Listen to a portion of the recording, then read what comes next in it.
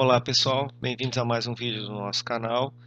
No YouTube, o vídeo de hoje é sobre o cálculo de probabilidade utilizando a distribuição de Poisson. A distribuição de Poisson é uma distribuição que pode ser usada para modelar, para fazer cálculo de uma variável aleatória discreta. Mas uma variável aleatória discreta que tem uma característica interessante, além de serem valores discretos, ao contrário do modelo binomial, não existe um limite superior para o número de realizações da variável. Em outras palavras, é uma variável que tem um espaço amostral infinito enumerável. Então, a fórmula do modelo de Poisson está mostrada aqui.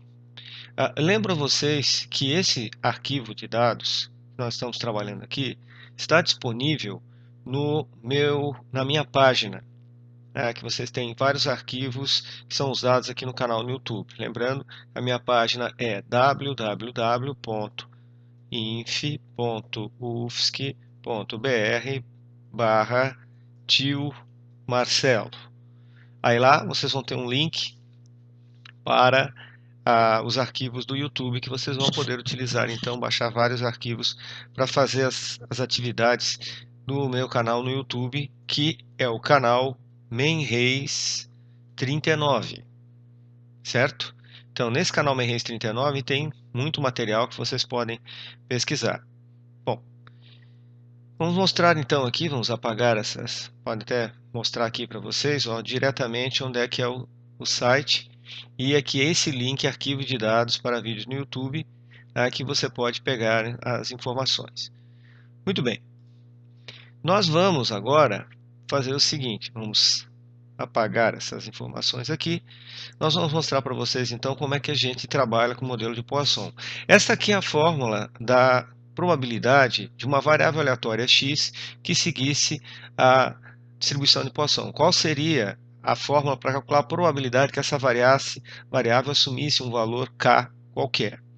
Então seria essa expressão aqui, E, que é a constante de Euler, 2,71 mais um monte de algarismos, elevado a menos m, esse m aqui seria a média da distribuição da variável x, seguindo a distribuição de Poisson, vezes m elevado a k, sobre k fatorial.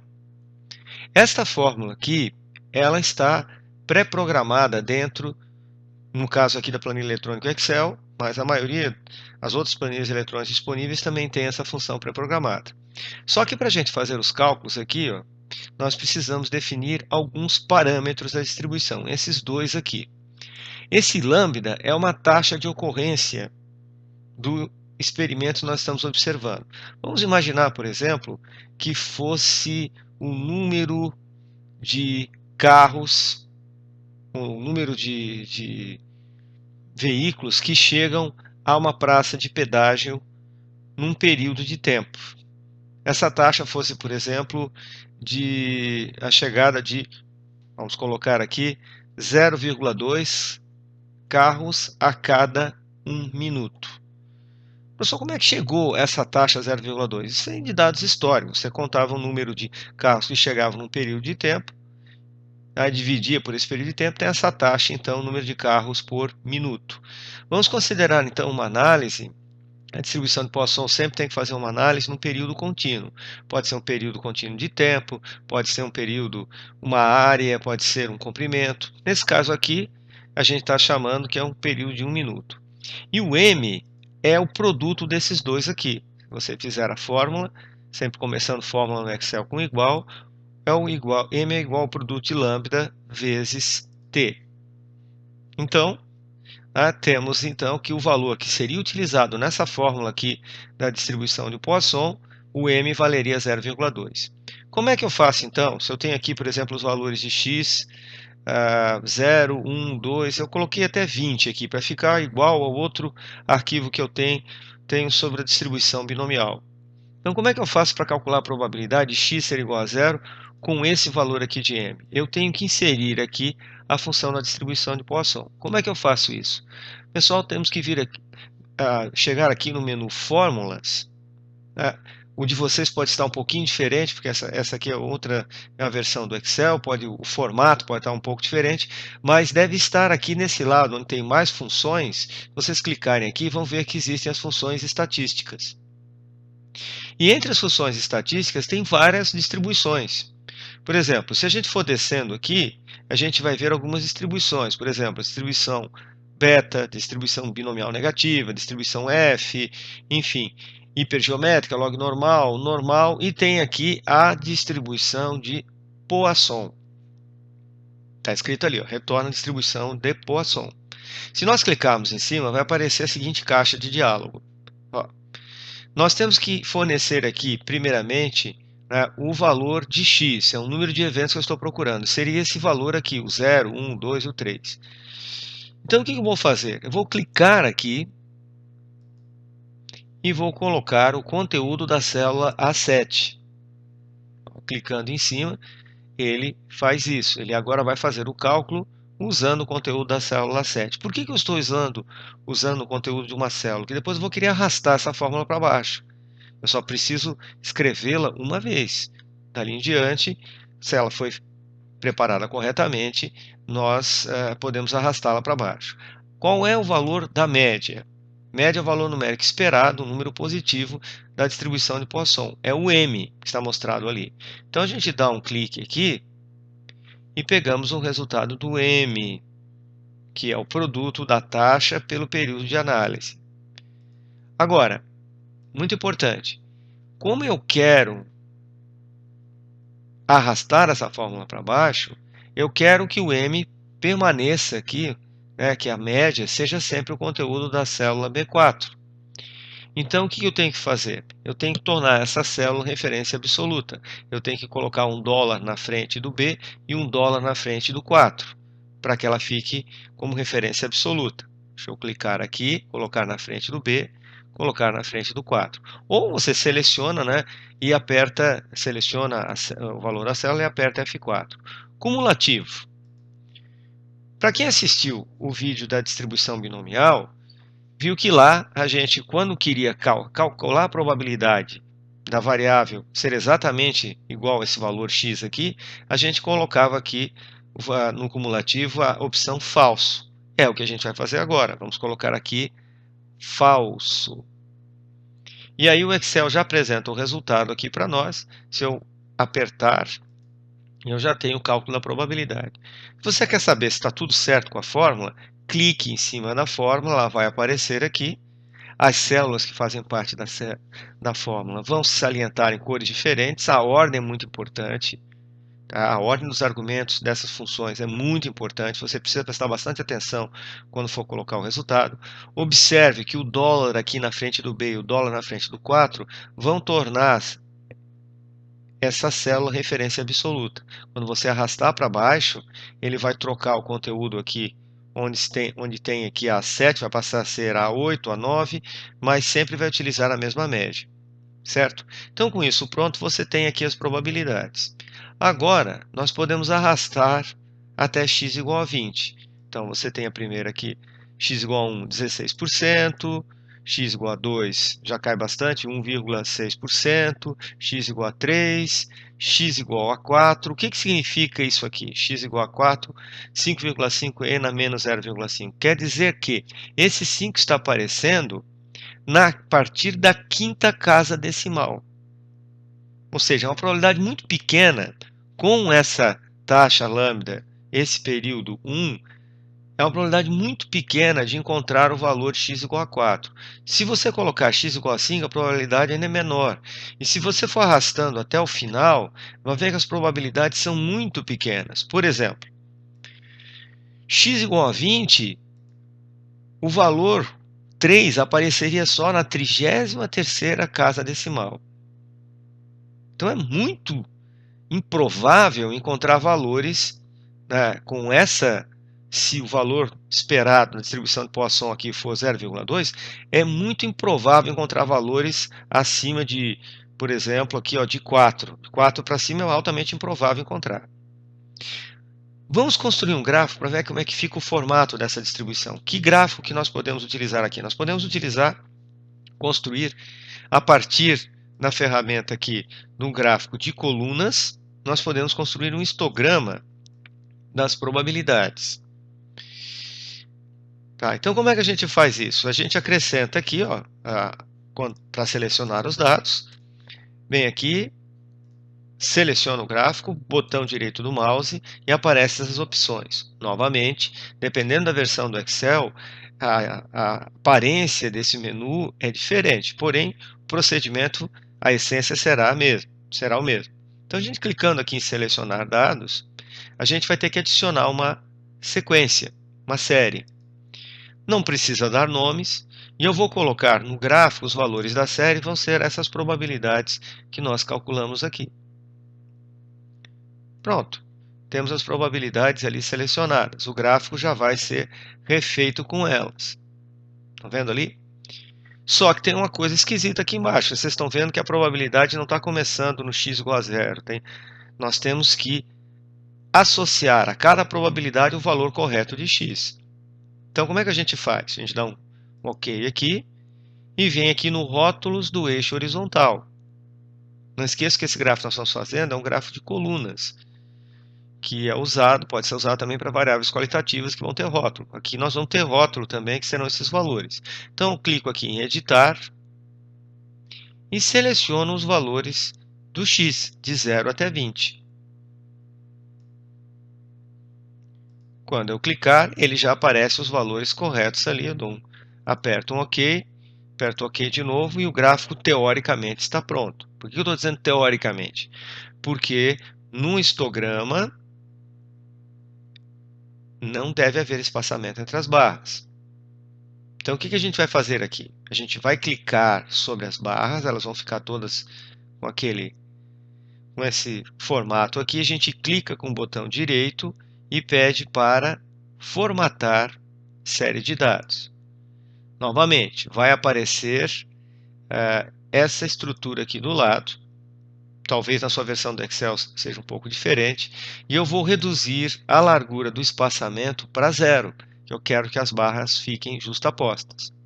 Então, marcando aqui, digitando 0, eu tenho já a estrutura, sumiram as distâncias, as diferenças entre as barras. Opa, atualização no antivírus. Muito bem. O que vai acontecer aqui, pessoal? Da forma como está difícil a visualização. A gente clica de novo aqui nas barras e vocês vejam que aparecem algumas coisas aqui. Aparece um balde de tinta, aparece aqui as opções da série, isso aqui nós não vamos mexer mais. Mas aqui no balde de tinta, linha de preenchimento, nós vamos. A gente vai clicar aqui e vem aqui para a parte da borda. E a gente vai colocar uma borda sólida nessas colunas. Por exemplo, de cor preta. Você pode escolher aqui cor preta ou a cor que você achar mais apropriada.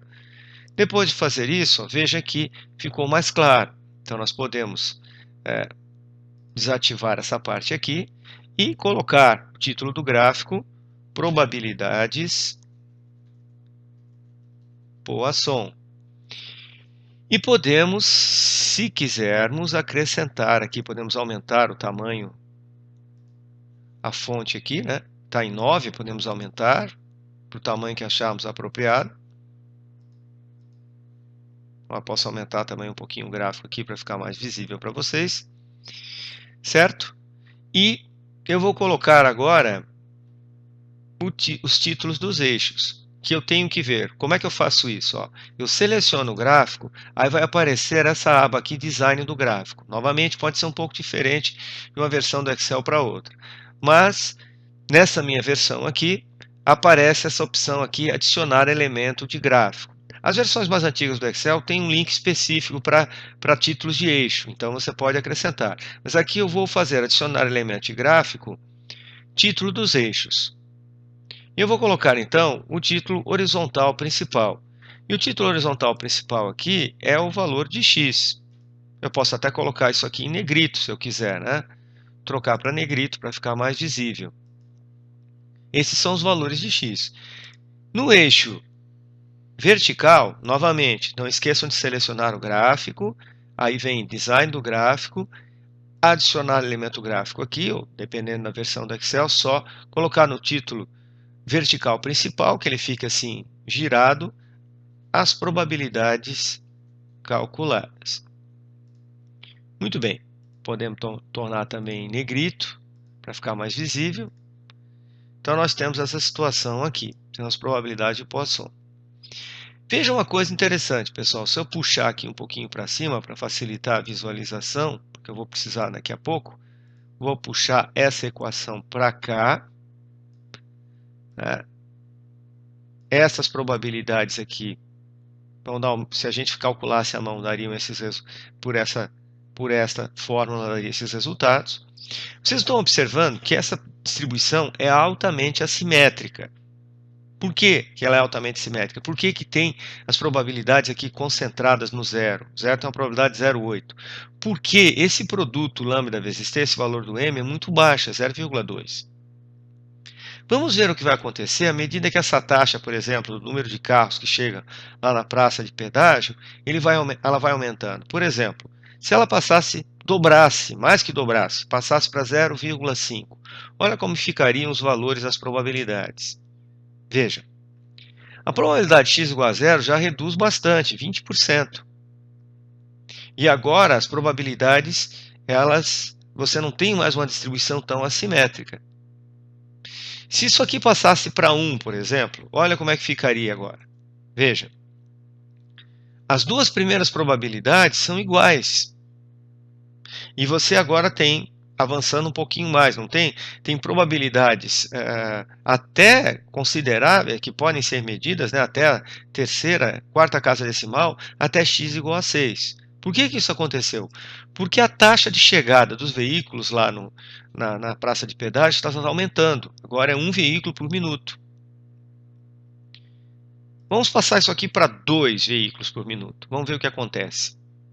Ó, o programa recalcula os cálculos e recalcula as probabilidades. Olha o que aconteceu aqui agora. Veja, agora a maior probabilidade não está mais no zero. Ela está próxima do centro de massa aqui, que é o 2. Mas não esqueça, o valor esperado na distribuição de Poisson é o produto do lambda vezes t, que é esse valor 2.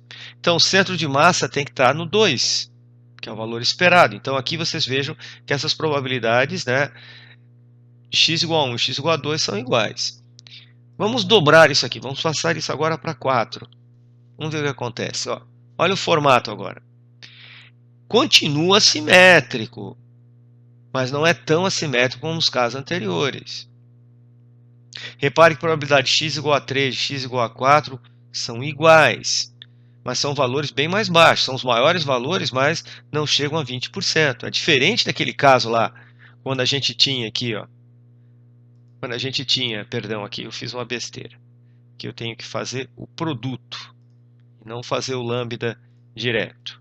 Tá, vamos colocar aqui 4, né, para ter esse resultado apropriado.